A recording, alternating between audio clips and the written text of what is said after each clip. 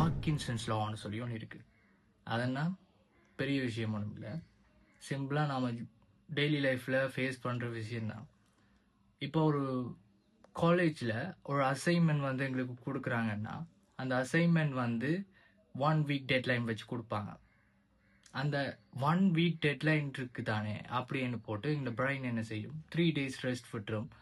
அடுத்த 2 days time இருக்குது பார்த்துக்கலாம் அப்படின்னு சொல்லும். அதுக்கு பிறகு 2 days இருக்கும்.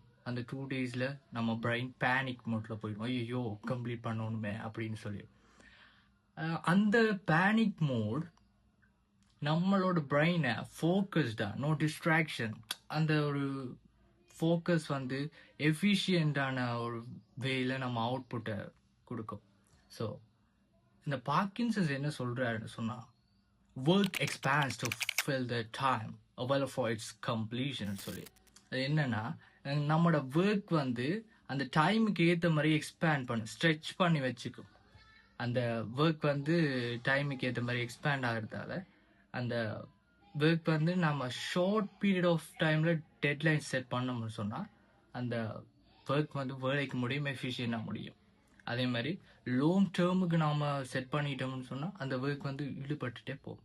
ஸோ எந்த ஒரு ஒர்க்குக்குமே நீங்கள் ஷார்ட் டெட்லைன்ஸை வச்சு நீங்கள் ஒர்க்கை ஸ்டார்ட் பண்ணீங்கன்னு சொன்னால் அந்த ஒர்க்கை நீங்கள் எஃபிஷியண்டாகவும் முடிப்பீங்க, டக்குன்னு முடிச்சிடலாம். ஸோ இதுதான் நான் சொல்ல வரது. ஸோ இதை கொஞ்சம் பார்த்துக்குங்க. அப்புறம் see you.